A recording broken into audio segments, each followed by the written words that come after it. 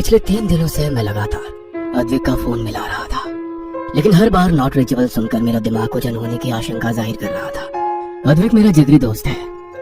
हम दोनों ने साथ साथ इस कंपनी में एज ए इंजीनियर ज्वाइन किया था। आजकल वो इंडिया पाकिस्तान बॉर्डर के पास पहाड़ी इलाके में एक टनल पर काम कर रहा है। उसे यहाँ से गए 2 महीने हो गए और इन 2 महीनों में ऐसा कोई दिन नहीं गया जब उसने मुझसे बात ना की हो। कुछ दिन पहले यार रोहित, जब यहाँ पहाड़ों में प्रोजेक्ट मिला था तो मैं मनी मन बहुत अपसेट था। लग रहा था इस छोटे से पहाड़ी गांव में पता नहीं कैसे मैनेज करूंगा।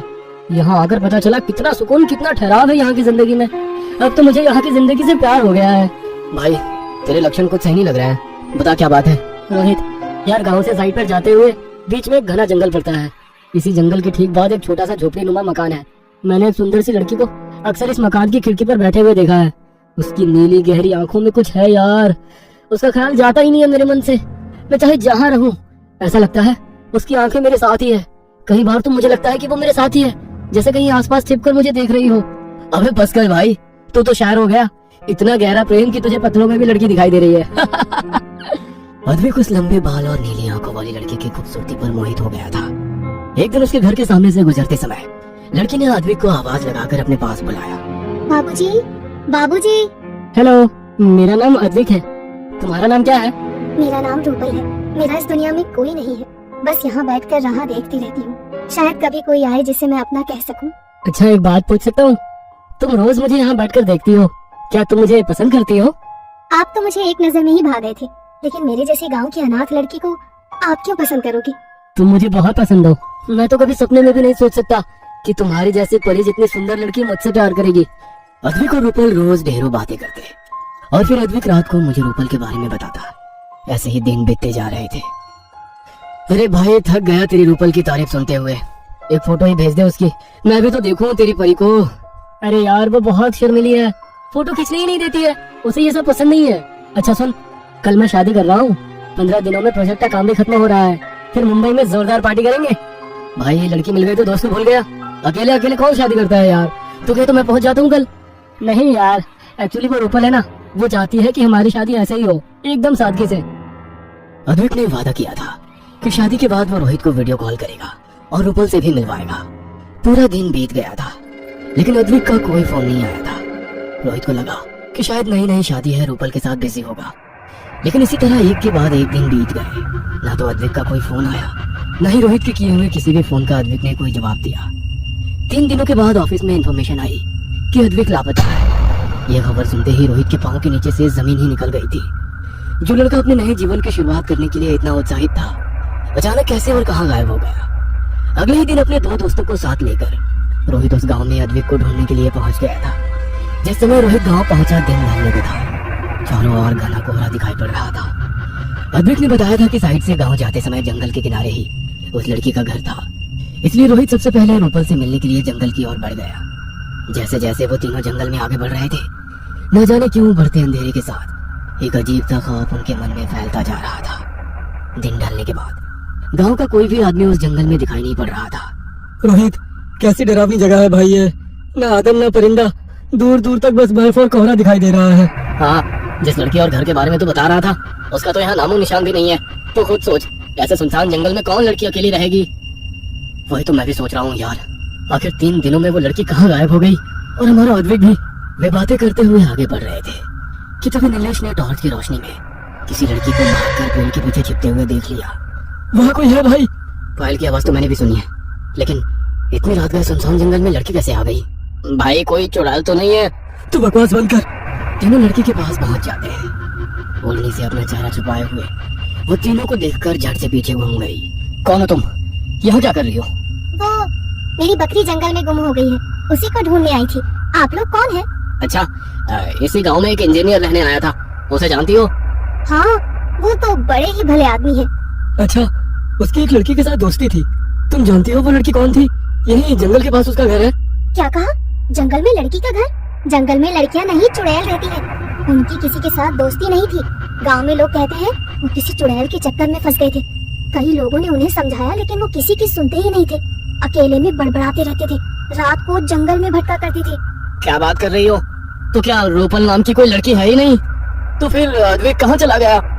जरूर आपके दोस्त अद्विक को वो पिछली पैरी अपने साथ ले गई है। अब बस एक ही उपाय है, आप लोग मेरे साथ चलिए। हमारे पहाड़ों में ऐसा पहले भी हुआ है, सुंदर नौजवान लड़के उनका सबसे पसंदीदा शिकार होते हैं। अब तो बस बिरजू बाबा ही उस पिछली पैरी से आपके दोस्त की रक्षा कर सकते हैं। हाँ, अगर ऐसा है तो हमें बिल्कुल भी देर नहीं करनी चाहिए। कहीं ऐसा ना हो कि हम अद्विक से हाथ धो बैठे। हमें उन बाबा के पास ले चलो। नहीं बाबूजी, रात गहरी है, ऐसे में अगर किसी ने मुझे आपके साथ देख लिया तो बहुत बदनामी होगी। मैं कल सुबह आपको लेकर चलती हूँ। रोहित ने महसूस किया कि बात करते हुए वो लड़की बार बार आंचल से अपना चेहरा ढक रही है और डर कर इधर उधर देख रही है। देखो, घबराओ मत, हम लोग अच्छे लोग हैं, मुसीबत के मारे हैं, शायद तुम्हारी मदद से किसी की जान बच सकती है। हमें अभी उन बाबा के पास ले चलो। रोहित की बात सुनकर लड़की कुछ पल के लिए रुकी, इधर उधर देखा और फिर इशारे से उन तीनों को घने जंगल की ओर आने को कहने लगी। अपनी पायल और काली चूड़ियों को छम छम करती वो आगे आगे चलने लगी। वे तीनों भी उसके पीछे पीछे चल रहे थे। कुछ दूर जाने के बाद उन्हें सामने एक घर दिखाई दिया। पहले लड़की ने उस घर में प्रवेश किया, उसके बाद एक एक करके रोहित, नीलेश और सुंदर भी अंदर आ गए। अंदर आते ही लड़की के चीखने की आवाज सुनाई दी। मुझे बचाओ बाबूजी, बाबूजी मुझे बचाइए। इससे पहले कि वे तीनों कुछ समझ पाते, तेज आवाज के साथ दरवाजा बंद हो गया। गहरी काली रात में सुनसान जंगल के बीचों बीच बने इस घर में उनकी सांसों के अलावा कोई आवाज सुनाई नहीं दे रही थी। बाहर से भेड़ियों और सियारों के रोने की आवाज सुनकर उनकी आत्मा भय से कांप रही थी। रोहित ने टॉर्च से कमरे में रोशनी की और वे धीरे धीरे उस घर में आगे बढ़ने लगे। ये देखो, ये अद्विक का मोबाइल है ना? इसका मतलब अद्विक यहाँ आया था, लेकिन वो लड़की कहाँ गई? वे तीनों सोच ही रहे थे कि अचानक सुंदर की नजर जमीन पर बेहोश पड़ी अद्विक पर पड़ी। ये रहा अद्विक, यहाँ तो हर तरफ खून फैला हुआ है। ओह गॉड, इसे हुआ क्या? अंदर से किसी के गुनगुनाने की आवाज आ रही है। ऐसा लग रहा है कोई मंत्र पढ़ रहा हो। टॉर्च ऑन करके तीनों अंदर के कमरे में पहुंचते हैं। वहाँ फर्श पर खून से पैरों के उल्टे निशान बने हुए थे और सामने एक भयानक शक्ल वाली चुड़ैल बैठी कोई मंत्र पढ़ रही थी। उन तीनों को देख वो उठ खड़ी हुई और जोर जोर से हंसने लगी। पहनावे से पता चल रहा था कि ये वही लड़की है जो उन्हें यहाँ लेकर आई थी। उसके लंबे बाल उसके चेहरे को पूरी तरह से ढके हुए थे। बालों के बीच से उसकी लाल लाल खून की तरह चमकती आंखें दिखाई पड़ रही। देखते ही देखते वो चुड़ैल लंबाई में बढ़ने लगी। उसका सर अब मकान की छत को स्पर्श कर रहा था।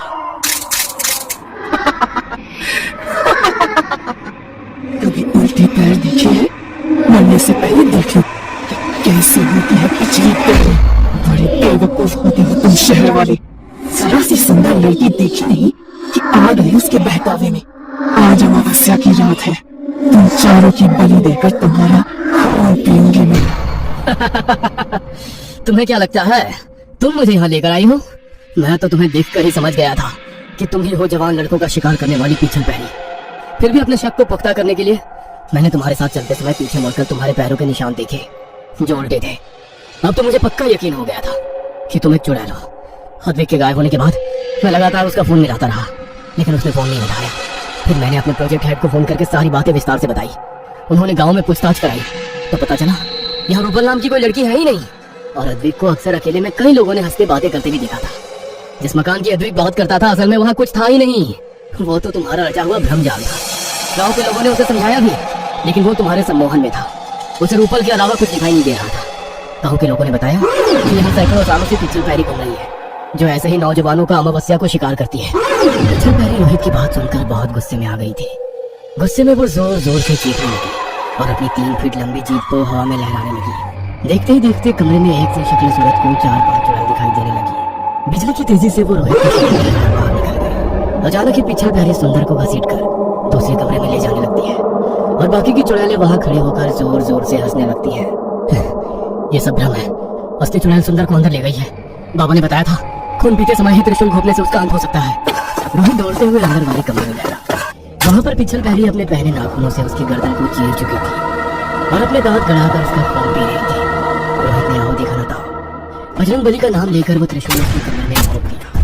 देखते ही इस चीख के साथ पिछल पैरी के साथ साथ उसके सारे लोग जलकर भस्म हो गए। रोहित और नीलेश ने सहारा देकर सुंदर और अद्विक को उस घर से बाहर निकाला। अद्विक की हालत बहुत खराब थी। थोड़े इलाज के बाद सुंदर और अद्विक सामान्य हो गए।